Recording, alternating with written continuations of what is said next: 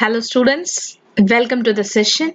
Hope you're all good. Last class we were studying about sectors of national income and composition of GDP we studied last class. Today's class we are going to discuss about economic growth and development. Here we are going to study the basic definition of growth and development. And apart from the definition, we also try to understand the basic difference between growth and development. We will learn from the text. So already I have mentioned that the deleted portions I have striked through the text. I will not be covering those content. As per the economist Amartya Sen, he is a great Indian economist. Economic growth is one of the aspect of economic development. Growth வந்து developmentக்குள்ள இருக்கிற ஒரு விஷயம் அப்படின்னு சொல்லியிருக்காங்க. Growthன்றது வளர்ச்சி. Development அப்படின்றது overall முன்னேற்றம். Growthன்றது வளர்ச்சி மட்டும்தான். இப்ப நான் வளர்ச்சி அப்படின்னா நான் ஹைட் ஆகுறேன் இல்ல ஃபேட் ஆகுறேன் அதுதான் வந்து வளர்ச்சி. ஆனா முன்னேற்றம் அப்படின்றதுனா நான் எந்த அளவுக்கு லைஃபை லீட் பண்றேன், what is my living standard, எந்த அளவுக்கு என்னோட ஸ்கில்ஸ் எல்லாம் டெவலப் பண்ணியிருக்கேன், எந்த அளவுக்கு எஜுகேட் ஆயிருக்கேன், அது எல்லா ஆஸ்பெக்டையும் கவர் ஆகுறது தான் டெவலப்மெண்ட். டெவலப்மெண்ட்ன்றது ரொம்ப பெரிய விஷயம். growthன்றது ரொம்ப ஸ்பெசிஃபிக்கான விஷயம். Is it clear for you? So here in our textbook a quite lot of information is given between growth and development. I mean the distinguish between is given between growth and development. 10 points is given and we will study today, and out of 10 points you will be choosing any 5 as per your convenience and you will be writing as a today's home test. So this is your task today. I mean the homework of today's class. Also, United Nations see it like this. United Nations have given a definition, economic development definition. I'm reading it. Economic development focuses not only on man's materialistic need, but it focuses on overall development or rise in its living standard. Just now I have explained to you. Economic growth. It is a quantitative measure, and previously we were studying when I was discussing in the last class about the quantity and quality. The same terms are used here. When we are referring the growth, we measure only quantity, but when we are referring, I am moving the cursor, just see development, we are measuring quality. So there is a prime difference, very important difference between economic growth and economic development. So here in growth, only quantitative measures are considered, the rise, the output produced in the economy or the nation of the particular period in the monetary value. The key parameters of economic growth in any economy are its. So எந்த parameterல வளர்ச்சி எதை வச்சு நம்ம வந்து இப்ப நான் வளர்ந்திருக்கேன் அப்படின்னா எதை வச்சு நீ சொல்லுவ, நான் ஹைட் வச்சு நீ சொல்லுவ இல்லையா, அது மாதிரி அப்ப growth, economic growth அப்படின்னா எதை வச்சு சொல்லலாம், நம்ம ரெண்டு விஷயங்களை வச்சு சொல்லலாம். எதை வச்சு சொல்லலாம்னா gross domestic product மூலியமாவும் சொல்லலாம், இல்லைன்னா gross national product மூலியமா சொல்லலாம். கண்ட்ரி வந்து வளர்ந்திருக்கா இல்லையா, வளர்ச்சி வேற முன்னேற்றம் வேற. முன்னேற்றம்னா overall development. சரியா? Is it clear for you? Which helps in measuring the actual size of the economy. Now switching on to this one. சரி, இப்ப economic development என்ன சொல்லியிருக்காங்கன்னு பாருங்க. Economic development projects a bordered picture of economy which takes into an account an increase in production level or output of an economy along with, இதுவும் growthம் இருக்கு, along with என்னெல்லாம் பாக்குறாங்க, அப்போ developmentல என்னெல்லாம் இருக்குது, improvement in the living standard of citizen. This is very important. So economic developmentல growthம் இருக்கு, கூடவே improvement in the living standard of its citizen. ஆனா இங்க growthல அந்த living standard நம்ம பார்க்கல. So that is a prime difference here. It focuses on socio-economic factors rather than just a quantitative increase in the production. Economic development is qualitative measure. கொடுத்திருக்காங்க பாரு, தரம்.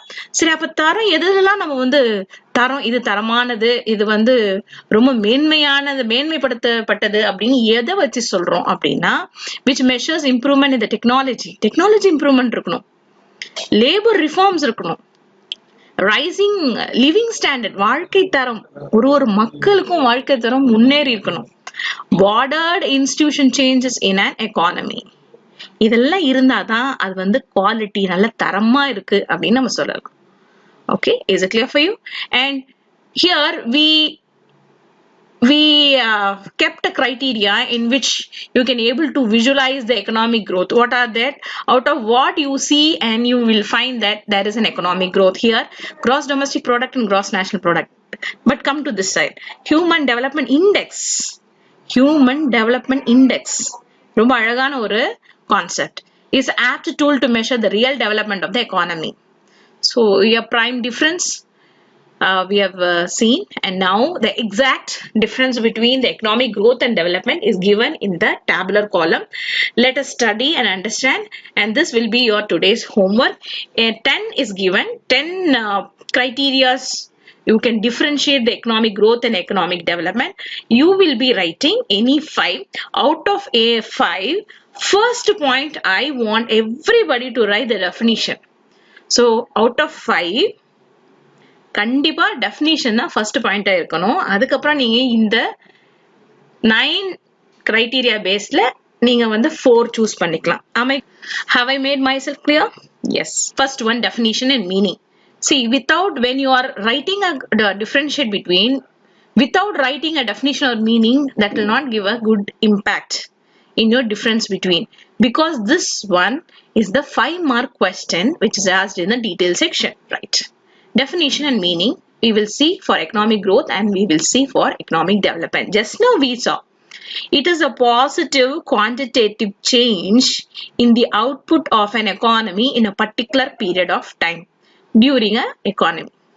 Okay, so what had happened, that is very very positive and quantitative. Quantitative na alavu, positive ah enna alavula அதிகரிச்சிருக்கு, அவுட்புட்ல அதிகரிச்சிரு. ஒரு எக்கானமில ஒரு particular period of டைம்ல அவுட்புட்ல குவான்டிடேட்டிவா இது அதிகரிச்சிருக்கு, அதான் economic growth. Now we will see the definition for economic development.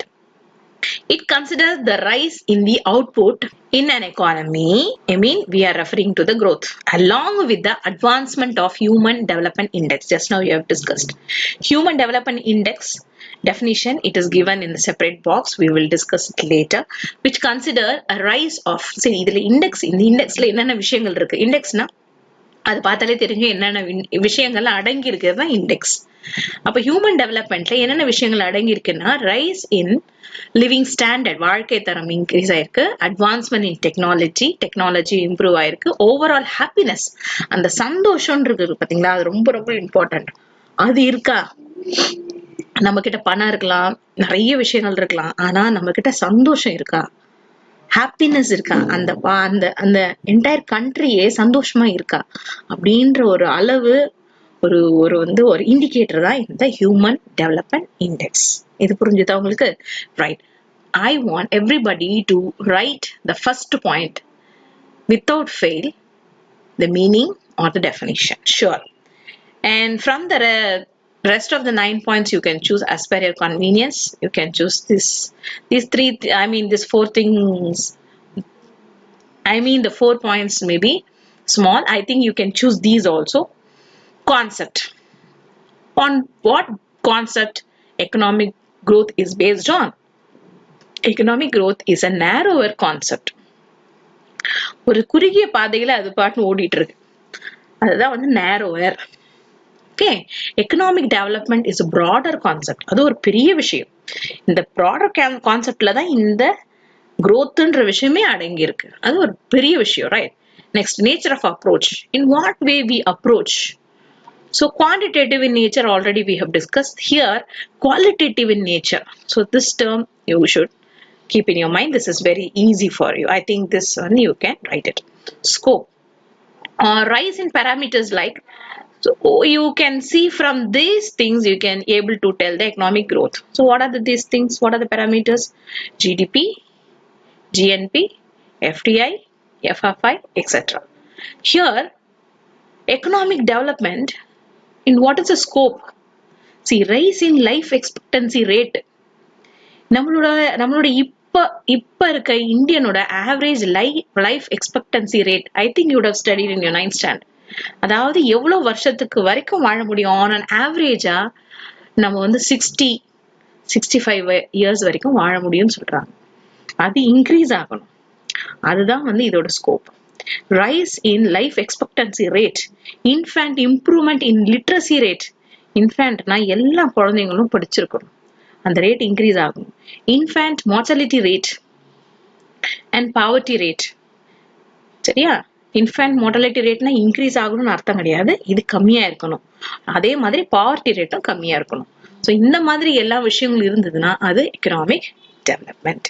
So இது எல்லாமே aim பண்ணுது. இதுதான் எக்கனாமிக் டெவலப்மெண்ட்டோட ஸ்கோப். இதை வச்சுதான் வந்து எக்கனாமிக் வந்து டெவலப்மெண்ட் ஆயிருக்கா இல்லையா அப்படின்னு நம்ம சொல்ல முடியும். I mean myself clear? Here term and tenure. எவ்வளவு பீரியட் ஆஃப் டைம், அதான் term. இது வந்து short term in nature. This one, economic development, is a long term in nature. And where you apply this economic growth அப்படின்னா நீங்க எதை சொல்வீங்க, எங்க சொல்வீங்க, எப்படி சொல்வீங்க அப்படின்னா, அப்படி வளர்ந்துருக்கு, அப்படி நம்ம கண்ட்ரி வளர்ந்துருக்குன்னா நம்ம என்ன சொல்லுவோம்னா டெவலப்டு நேஷன் அப்படின்னு சொல்லுவோம். நம்ம கண்ட்ரி வந்து முன்னேறி இருக்கு அப்படின்னா டெவலப்பிங் எக்கனாமிஸ் அப்படின்னு சொல்றோம். இதுக்கும் வித்தியாசம் இருக்கு. புரிஞ்சுதா உங்களுக்கு? S. Now we are going to see the rest of the 4 points I am going to discuss with you. It's up to your choice. You can choose any of the 4 and you should write the first one. I am repeatedly telling you this one. Measurement techniques increase national income and increase in real national income per capita income. Okay? Frequency of occurrence in a certain period of time, and this one is a continuous process. Government aid. Government என்ன சலுகை கொடுத்திருக்கு, என்ன help பண்ணுது, எய்ட்னா help பண்றது. It is an automatic process, so may not require government support or aid or intervention. இதுக்கு தேவை கிடையாது. Economic growthக்கு கவர்மெண்டோட இன்டர்வென்ஷன், கவர்மெண்ட் சப்போர்ட் பண்ணணும், கவர்மெண்ட் பண்ணாதான் அது வந்து நடக்கும்ன்ற அவசியம் கிடையாது. ஆனா டெவலப்மெண்ட் அப்படின்னும் போது கண்டிப்பா கவர்மெண்டோட இன்டர்வென்ஷன் தேவை. highly dependent on government intervention as it includes. ஏன்னா பெரிய அளவுல பண்ணும்போது சாதா ஒரு ஆளோ இல்லைன்னா ஒரு லீடரோ பண்ண முடியாது. என்டையர் நேஷனுக்கு பண்ணோம்னா அது கண்டிப்பா அது கவர்மெண்டால மட்டும்தான் முடியும். So government intervention as it includes widespread policy changes. So without government intervention it is not possible. Next, wealth distribution. Economic growth does not emphasize. நம்ம ஏற்கனவே படிச்சிருக்கோம்.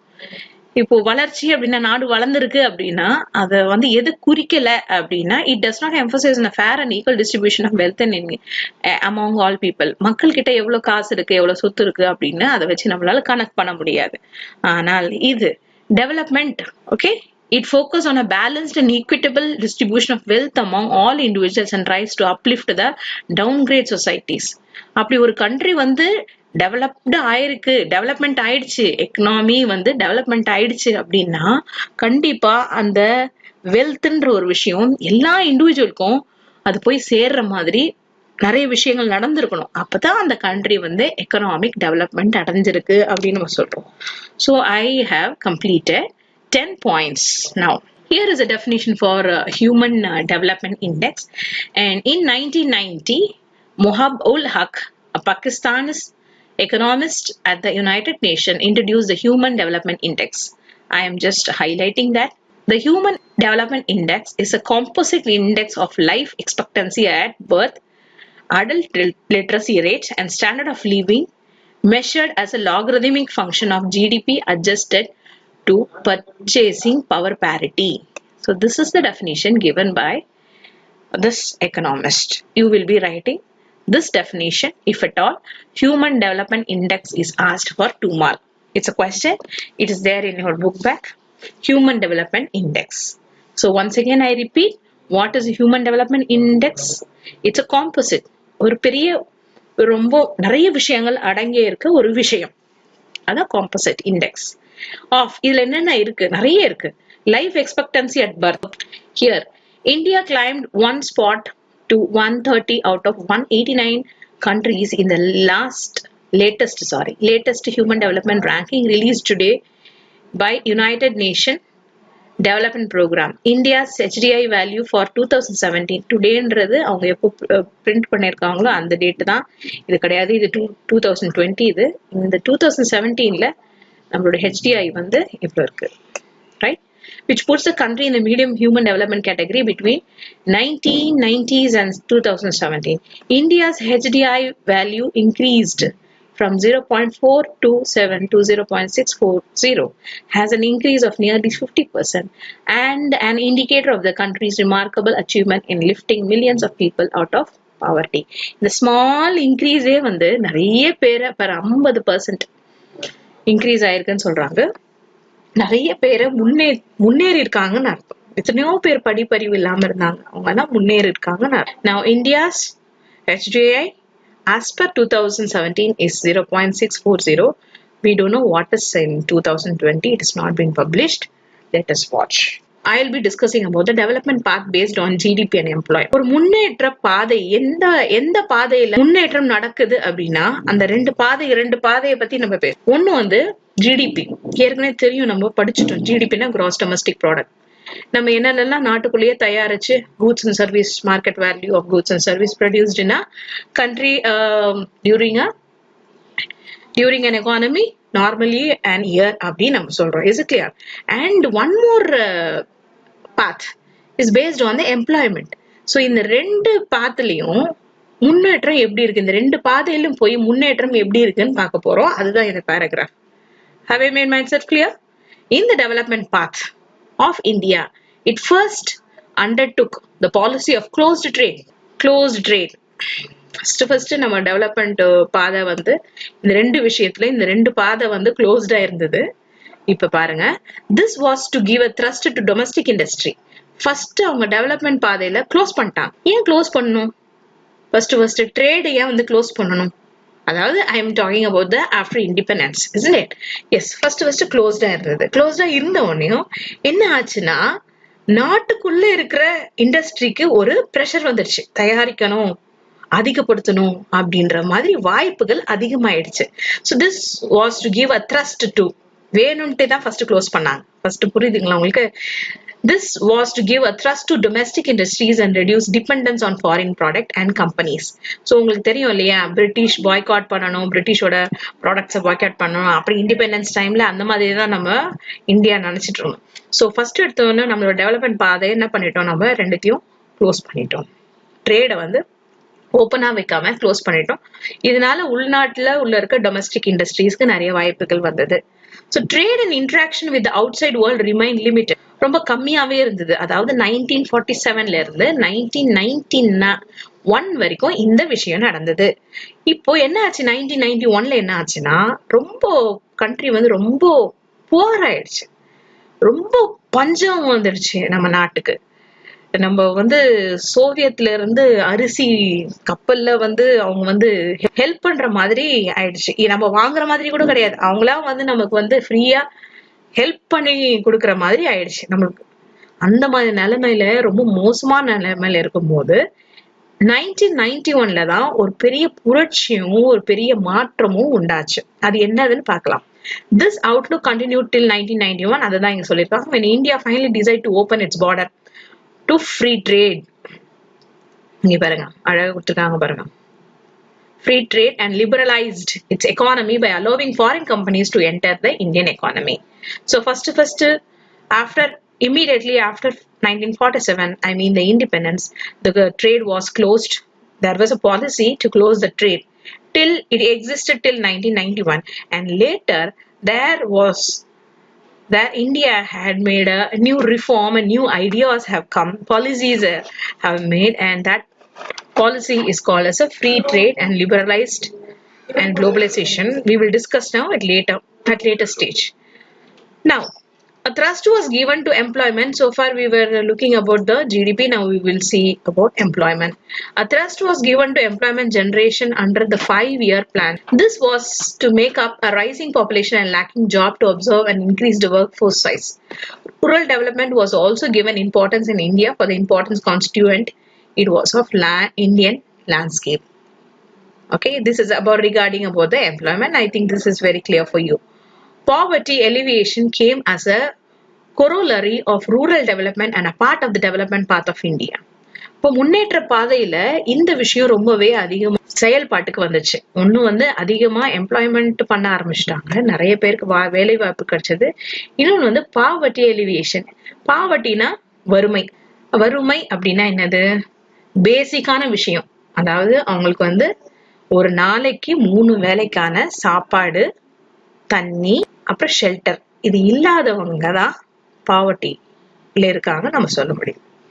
The poverty is actually a line ன்னு சொல்லலாம், ஒரு கோடு சொல்லலாம். It's a demarcation where the people are not able to get 3 times their food, clothes and water. Alleviation போக்கக்கூடிய program, போக்கக்கூடிய இந்த ஏழ்மையை போக்கக்கூடிய மாற்றக்கூடிய ப்ரோக்ராம் தான் எலிவியேஷன் சொல்றோம். ஸோ இந்த மாதிரி ப்ரோக்ராம் வந்தது.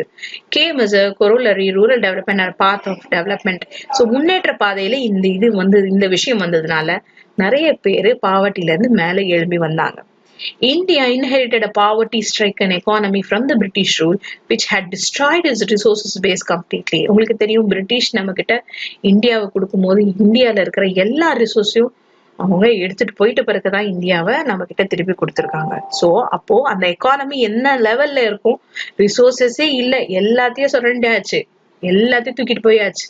காட்டன், தண்ணி, எல்லாமே, gold, so many things you would have studied in your history, isn't it? So what happened next? And later the public sector was also given significant importance. Public sector, private sector, you would have already studied in your 9th standard. Public அப்படின்னா government enterprise and private na private companies. So public was given significant importance. Private companies and industries were subjected to strict regulations and standard. பிரைவேட்டும் பப்ளிக்கும் அதிகமாச்சு, அதே டைம்ல பிரைவேட்டுக்கும் நிறைய rules and ரெகுலேஷன்ஸ்லாம் standard பண்றதுக்காக ரூல்ஸ் அண்ட் ரெகுலேஷன்ஸ் நிறைய போட்டாங்க. It was believe that government was the sole protector of the people and would work towards social welfare.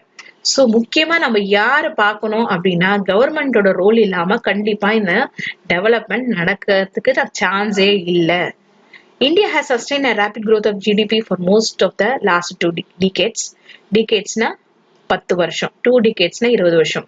Leading to the rising per capita income and a reduction in absolute poverty. Per capita income have doubled in 12 years.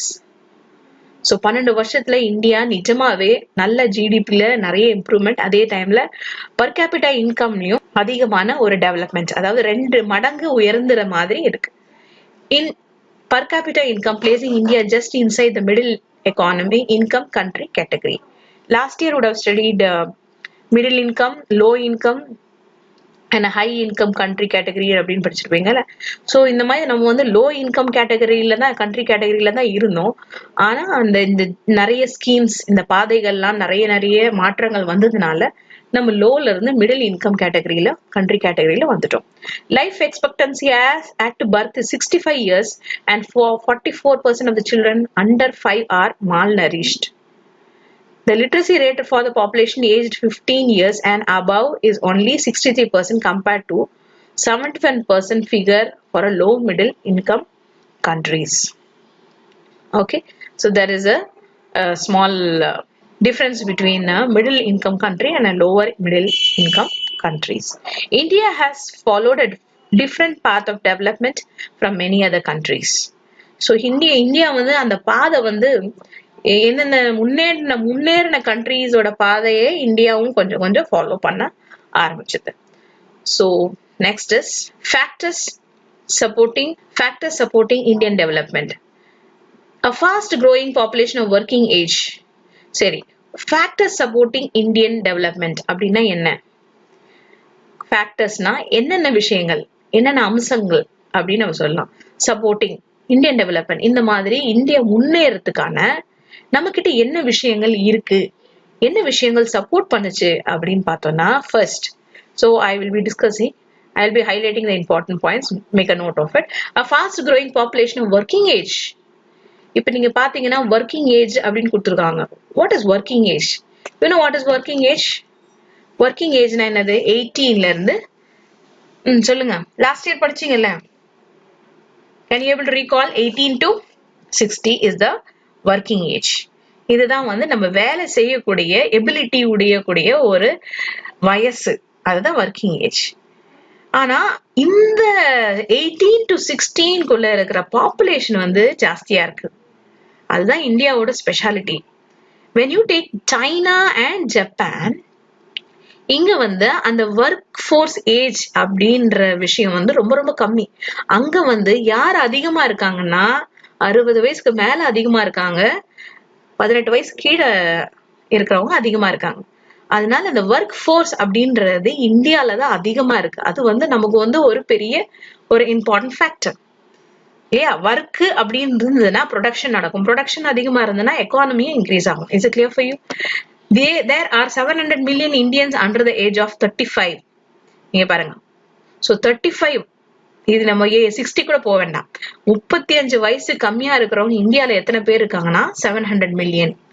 so 700 million are able to work அப்படின்னும் போது அது ஒரு நல்ல ஒரு supporting factor நமக்கு. and the demographic look good for Indian growth and the next 20 years at least இந்த 10 வருஷம், இது இப்போ இந்த 35 வயசுக்குள்ள இருக்கிறவங்க இவ்வளவு பேர் இருக்காங்கன்னா 60 வயசு ஆகிறதுக்கு அவங்களுக்கு எப்படி ஒரு 30 வயசு ஆகணும்ல, அந்த 30 வருஷத்துக்குள்ள கண்டிப்பா இந்தியாவோட வளர்ச்சி அதிகமாகும். Is it clear for you? India is experiencing demographic transitions that has increased the shares of working age population from 58% to 64% over the last 2 decades. So 20 வருஷத்துல 58% அந்த ஒர்க் ஃபோர்ஸ் ஏஜ் இருந்தது, இப்ப எவ்வளவு ஆயிருக்கு, 64% மாறி. So 64% of the working age people are living in India. India has a strong legal system. இது ஒரு factor. அடுத்தது இந்தியாக்குள்ள வேற என்ன விஷயங்கள், முக்கியமான விஷயங்கள் அடங்கி இருக்கு அப்படின்னா, இந்தியால ஸ்ட்ராங் லீகல் சிஸ்டம். லீகல் சிஸ்டம்னா கான்ஸ்டிடியூஷன். சோ நமக்கான நிறைய ரூல்ஸ் இருக்கு, அது ஸ்ட்ராங்கா இருக்கு. தப்பு செஞ்சுட்டு தப்பிச்சுக்கலாம் அப்படின்னு நினைக்கிறது தப்பு. கண்டிப்பாக அது it will come under the constitution and the offense should be punishable, okay, under the law. and many English language speakers, இந்தியால இங்கிலீஷ் லாங்குவேஜ் ஸ்பீக்கர்ஸ்லாம் அதிகமா இருக்காங்களா? ஸோ இந்த மாதிரி இங்கிலீஷ் லாங்குவேஜ் ஸ்பீக்கர்ஸ் அதிகமா இருந்தனால நிறைய ஐடி, இப்ப ஐடி செக்டர்ஸ் எல்லாம் இப்ப நிறைய எங்க இருக்காங்கன்னா இந்தியால இருக்காங்க. நிறைய ஏன் இந்தியால இருக்காங்கன்னா இந்த விஷயங்கள்லாம் இருக்கு. English language, they could able to speak this English in a better way, and this has been a key to attract inward investment from companies such as those specializing in information technology. நான் சொன்னல, இப்பதான் சொன்ன ID. So அந்த ID வந்து நம்ம வந்து ஏன் இங்க இந்தியால அதிகமா இருக்குன்னா, because English people in India speaks English good. Next, this one they have striked out, so I am leaving it. India's economy has successfully developed a high advanced and attractive cluster business in the technology space. இது ரொம்ப ரொம்ப முக்கியம். Country வளர்ந்திருக்கு, முன்னேறி இருக்கு அப்படின்னா technology space, அதுல நம்ம எந்த அளவுக்கு முன்னேறி இருக்கோம் அப்படின்னா, முன்னாடி நான் ஒரு சின்ன கதை சொல்றேன். முன்னாடி வந்து நாசா ஒரு 20 இயர்ஸ்க்கு முன்னாடி நாசா என்ன சொன்னாங்க அப்படின்னா, இந்தியால ஸ்பேஸ் கிராஃப்ட்ல தயாரிக்க முடியுமா அப்படின்ற ஒரு ஆச்சரியமா பார்த்தவங்க, இப்போ நம்மள பார்த்து அவங்க வியக்குறாங்க. அந்த அளவுக்கு ஸ்பேஸ் அண்ட் டெக்னாலஜி இம்ப்ரூவ் ஆயிருக்கு இந்தியால. Okay, is it clear for you? Space and technology. We are launching a satellite. We are tremendously, we have improved our space and technology. And we are planning for mission to Mars, and even we are now recently, இப்போ recent என்ன advanced நடக்குதுன்னா, we are going to send people to moon.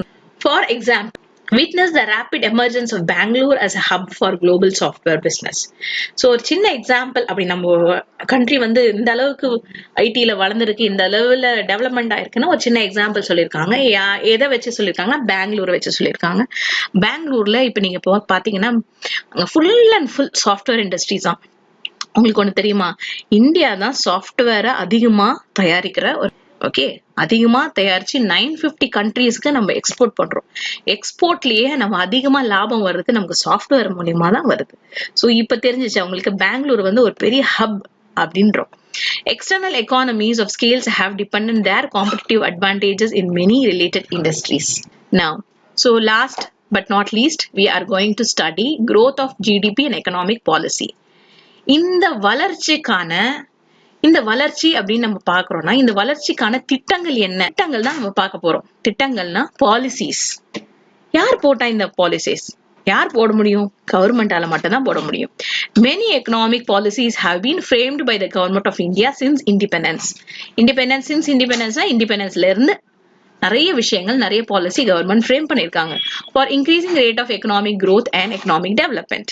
The important economic policies are. So நம்ம economic policy பத்தி படிக்க போறோம். இத மூணா பிரிச்சிருக்காங்க. We will see what it is. And with that, we will be completing our. Let us move to the economic policy. Let us first see what is given here. First point is agriculture policy. Agriculture ஒரு நாட்டுக்கோட முதுகெலும்பே அக்ரிகல்ச்சர்னா, அப்ப அக்ரிகல்ச்சர்ல முன்னேற்றத்துக்கு government என்னென்ன திட்டங்கள் வகுத்தது, அதுதான் இந்த agriculture policy. நல்லா புரிஞ்சுக்கோங்க. நீங்க அக்ரிகல்ச்சர் தான் தேவை. இப்போ ஃபர்தர் ஃபியூச்சருக்கே என்ன தேவைன்னா அக்ரிகல்ச்சர் தான் தேவை. எல்லாரும் அக்ரிகல்ச்சர் படிக்கணும், அக்ரிகல்ச்சர் செய்யணும். அப்பதான் நமக்கு தேவையான சாப்பாடை நம்மளே ப்ரொடியூஸ் பண்ண முடியும். இல்லைன்னா மத்த நாட்டுக்கிட்ட நம்ம கடன் கேட்கதான் நிலைமைக்கு தள்ளிடுவோம். ஸோ அக்ரிகல்ச்சர் பாலிசியில என்ன மாற்றங்கள், என்ன ஸ்கீம்ஸ் கவர்மெண்ட் கொண்டு வந்தாங்க, அதை இங்க பார்க்க போறோம். Am I clear to you? Agriculture policy is a set of government decisions. அந்த பாலிசின்றது என்னது? ஒரு செட் ஆஃப் கவர்மெண்ட் போடுறக்கூடிய ஒரு decision and actions relating to domestic agriculture. Domesticனா நம்ம உள்நாட்டு agriculture and import of foreign agriculture products. Imports of foreign agriculture products. Government usually implement agriculture policies with the goal of achieving a specific outcome in the domestic agriculture product markets. Some overarching themes includes risk management and adjustment, economic stability, natural resources and environment sustainability, researches and development, and the market access to for domestic commodities. So நம்ம domestic அக்ரிகல்ச்சரை promote பண்றதுக்கு என்னெல்லாம் policy போட்டிருக்காங்க அப்படின்றதான் agriculture policy. அதுல ஒரு சின்ன examples கொடுத்திருக்காங்க. Some agriculture policies are. என்னென்ன பாலிசி என்னென்ன திட்டம் வந்தது? பிரைஸ் பாலிசி இருக்கு.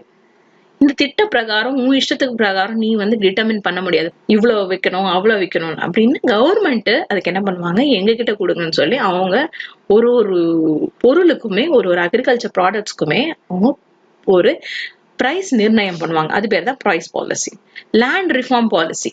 நீ இஷ்டத்துக்கும் ஒரு லேண்டோட விலையை ஏற்ற முடியாது, இல்லைன்னா அதுக்கு டாக்ஸ் கட்டுன்னு சொல்லிட்டு இன்னொருத்தவங்க கிட்ட அதை இது பண்ண முடியாது. அந்த மாதிரி எதுவுமே பண்ண முடியாது. அது பேர் தான், அதுல எல்லாமே அந்த ரெஸ்ட்ரிக்ஷன், ரூல்ஸ் அண்ட் ரெகுலேஷன் தான் will come under land reform policy. Next is green revolutions, பசுமை புரட்சி.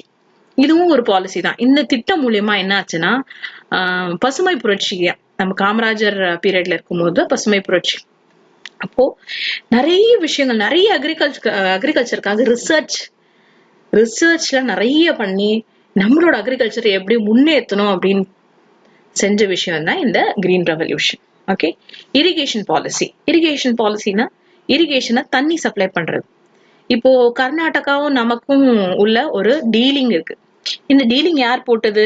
இவ்வளவு தண்ணி, இவ்வளவு டிஎம்சி காவேரி கண்டிப்பா திறந்து விடணும் அப்படின்ற விஷயம் யார் சொன்னது? கவர்மெண்ட். ஸோ அதுதான் அந்த விஷயம் எதுல வரும்? இரிகேஷன் பாலிசியில வரும். Food policy.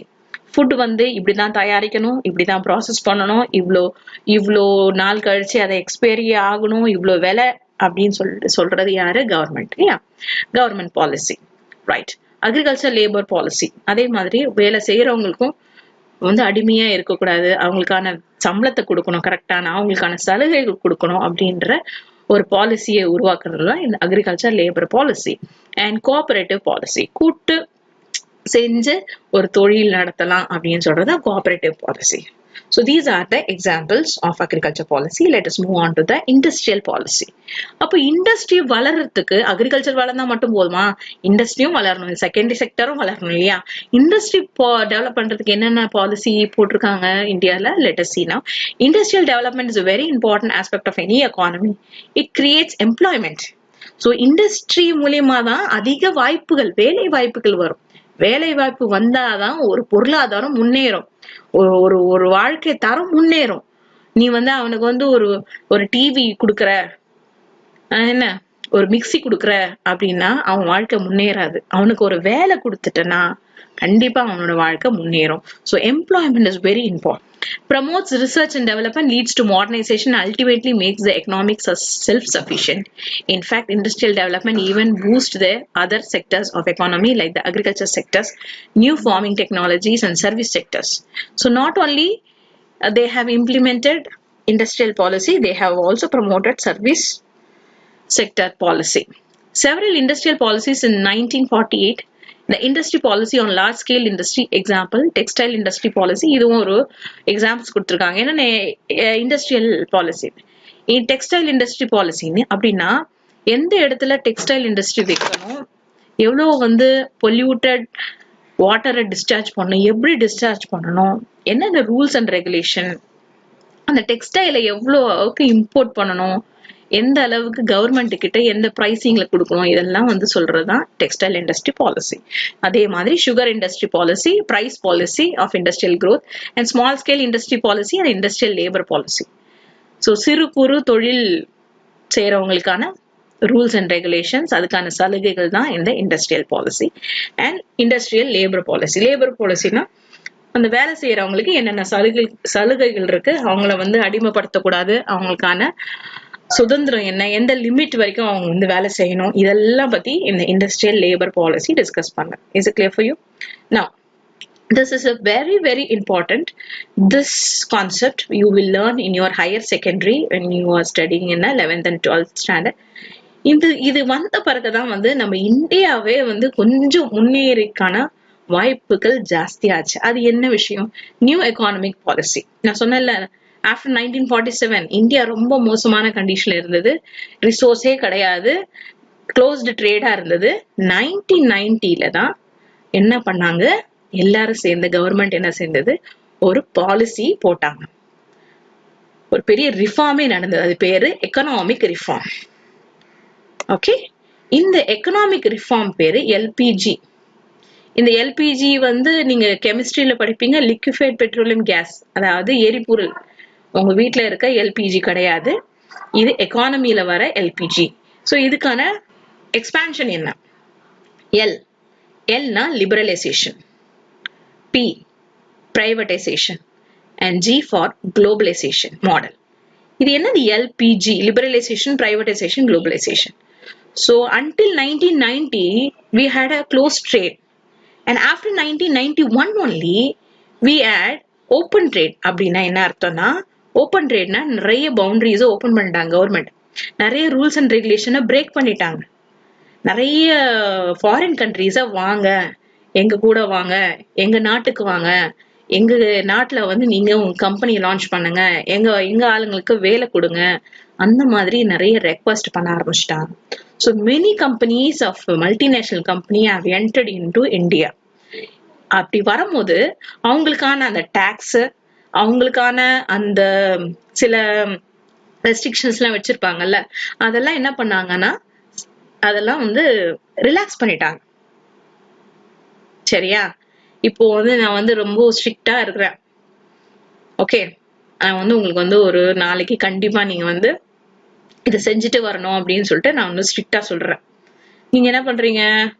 அதை செய்யல அப்படின்னா என்ன பண்றீங்க? வரவே மாட்டீங்க இல்லையா?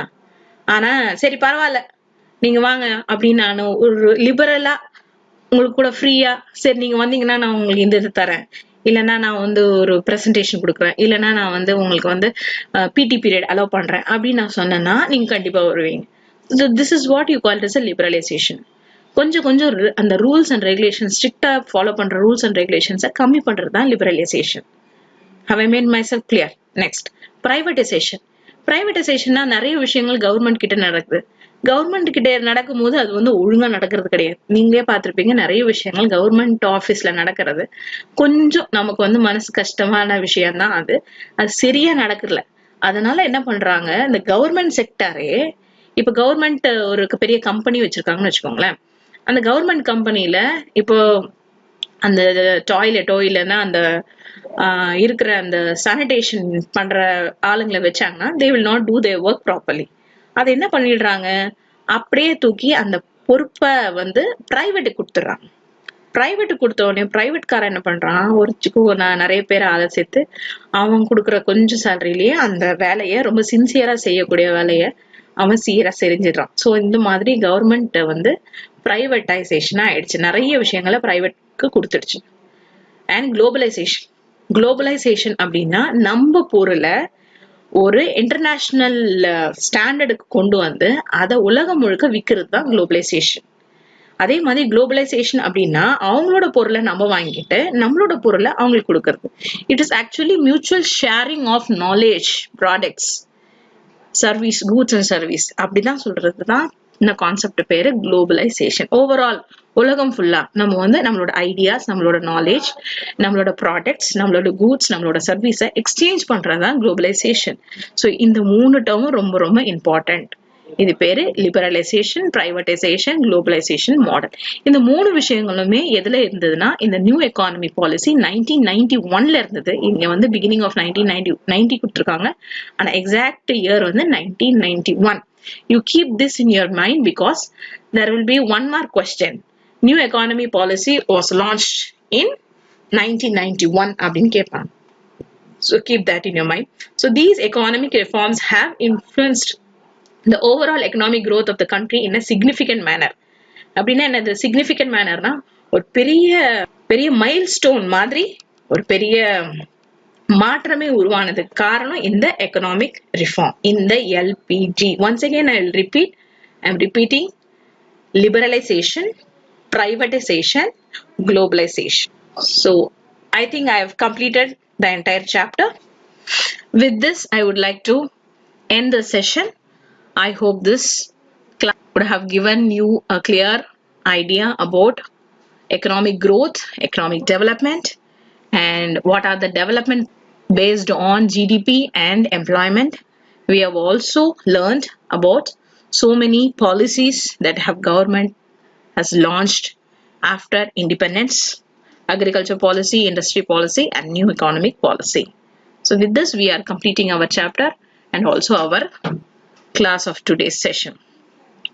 Thank you and have a nice day. Bye bye.